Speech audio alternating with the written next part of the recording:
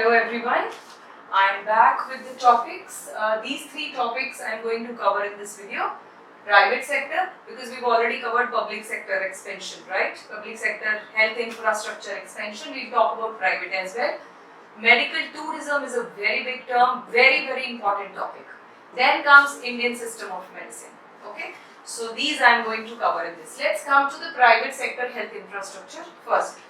It is again just under the 3-tier system which we have just done in the previous video. Okay, private देखिए क्या है. First bullet, more than 70% hospitals in India are run by private.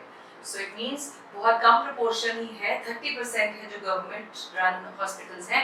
हम अपने आसपास भी अगर थोड़ा सा नजर दोहराएं हमारी अपनी city में ही I think we have 2 government hospitals, that's it. And if I just calculate how many private hospitals are there, there are many. There are many. So 70% account. They control nearly 2/5 of the beds available in the hospital.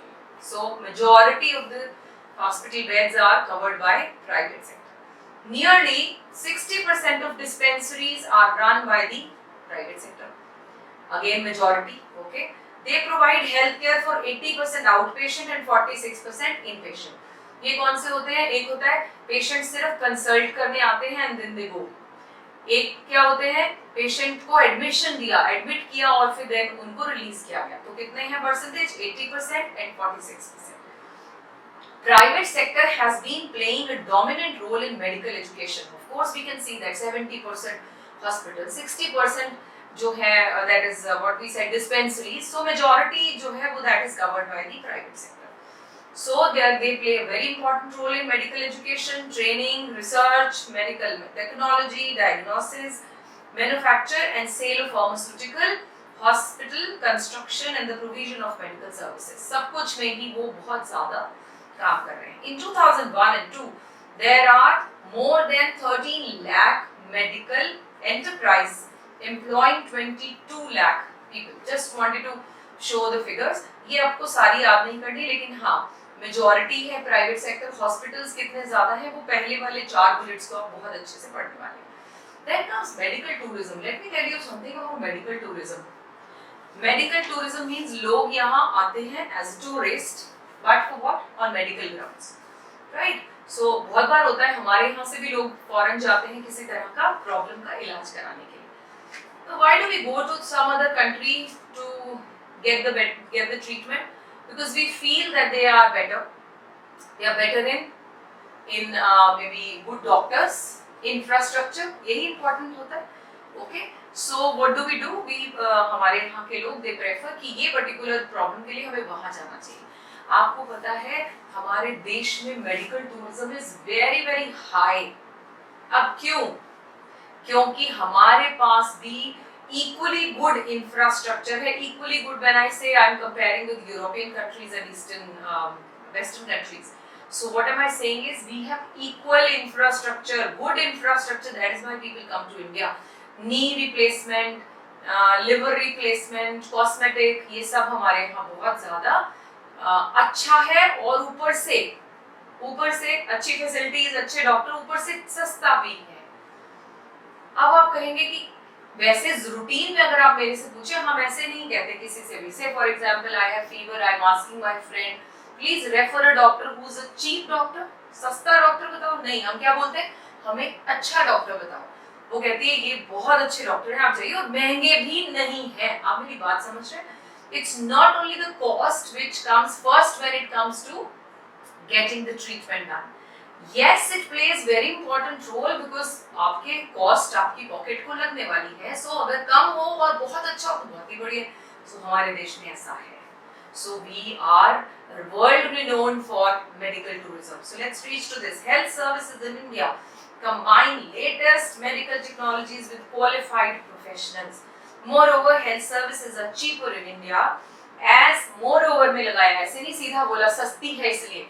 अब वो आके यहाँ कहते हैं हमारे liver transplant कर तो सस्ता सा लगा, तो ऐसे नहीं होता भाई. अच्छा है, आपके यहाँ का ट्रीटमेंट बहुत अच्छा है, ऊपर से सस्ता पड़ता है, right? Moreover, it is cheaper in India as compared to the cost of similar health services in other countries. That is why people prefer to come to our country.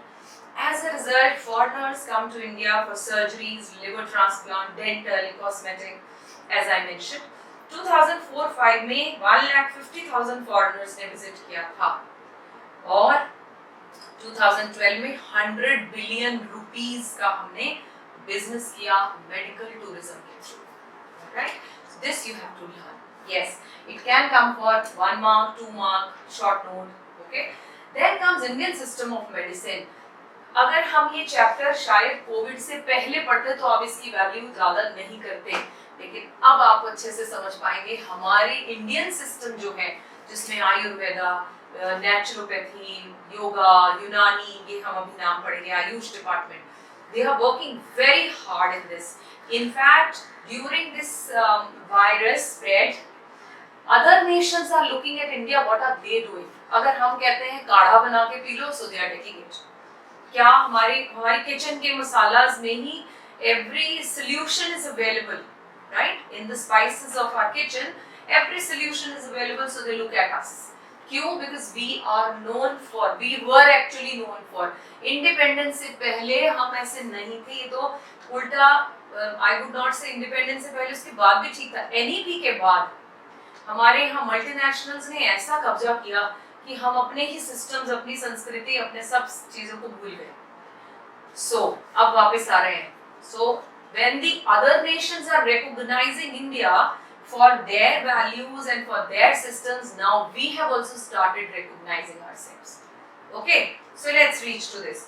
पहले तो इंडियन सिस्टम में आता क्या है राजेश, जो याद रखना है आपको है वो है आयुष डिपार्टमेंट. ये इसका नाम योगा इंटरनेशनल डे जब डिक्लेयर हुआ उसके बाद ही लोगों को पता चला कि कोई आयुष डिपार्टमेंट भी है. Now what do this department responsible for?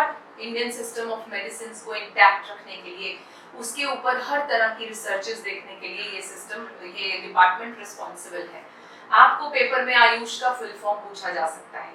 Ayurveda, yoga, यूनानी, सिद्धा, होम्योपैथी एंड नेचुरोपैथी. ये हम लोग एलोपैथी नहीं खाते थे, हमारे घरों में तो किसी भी तरह की बीमारी का इलाज इसी से ही किया जाता था. आयुर्वेद कर लीजिए, नहीं तो होम्योपैथिक डॉक्टर्स होते थे, नेचुरोपैथी, नेचर में हमारे तो इतने सारी चीजें हैं कि हम उनसे क्योर कर लेते हैं. Yoga is one of the thing जिससे हम अपनी हेल्थ जो है वो मेंटेन रख सकते हैं. बहुत सारी तरह की मेंटल, फिजिकल, नर्वस सिस्टम से रिलेटेड, न्यूरो सिस्टम से रिलेटेड, स्टमक से रिलेटेड प्रॉब्लम से ओवरकम कर सकते हैं. यूनान से जब ये मेथड आया, यूनानी इसे कहते हैं, इसमें भी हम यूनानियों की जो दवाइयां हैं अगेन टेकन फ्रॉम नेचर, उसकी स्टडी करके ही हम इसमें करते हैं. सिद्धा इज द सिद्धियां हमारे बहुत बड़े जो तांत्रिक नहीं हम कह रहे, सिद्ध कहते हैं. बहुत सारे लोग आपने देखे होंगे विलेजेस में भी या घरों में सुने होंगे कि कोई कहता है ये पर्टिकुलर प्रॉब्लम के लिए ना आप उसके पास जाइए, वो बस पानी पिलाकर या कुछ इस तरह से करके वो ठीक कर देते हैं. I don't know whether it is true or what, लेकिन हाँ, हम अपने सिस्टम्स में सिद्धियां पढ़ते हैं और उन्हें सिद्ध किया जाता है. सो इसमें भी बहुत सारी आगे मेडिकल साइंस है. So I am not going to those details because they are not relevant to you. तो आपको पता हो हमारे इंडियन सिस्टम में मेडिसिन में आयुष आता है. फुल फॉर्म दी हुई है. At present there are 3943 Ayush hospitals and 27,700 dispensaries and as many as 7.4 lakhs registered practitioner. अब देखो ये बहुत इंपॉर्टेंट है, रजिस्टर्ड. हमारे घर में तो वैसे हर एक के घर में एक डॉक्टर बैठा होता है, चाहे वो दादी होती है, चाहे वो नानी है, चाहे मम्मी है, कोई ना कोई है, बेटा ये खा लो इससे ठीक हो जाओगे, हर एक घर में. But they are not registered practitioners. ऐसे ही मार्केट में भी ऐसे डॉक्टर्स मिल जाएंगे जिन्होंने कभी कोई पढ़ाई नहीं की. So we are not suppose to go to them. उन्हें क्या कहते हैं हम अपने उसमें पढ़ेंगे, लेकिन यहाँ है कि हमें रजिस्टर्ड प्रैक्टिशनर के पास जाना है who knows about all these things. Okay, but little has been done to set up a framework for standardized education to promote research. इसमें अभी रिसर्चेस के लिए बहुत कम काम किया गया, लेकिन now it is happening. Okay, ISNs have huge potential and can solve a large part of healthcare problem because they are effective, safe, and inexpensive. So we understand that. All right. So this was all about these topics. So you can refer in the notes and you can learn. All right. Bye bye. Take care.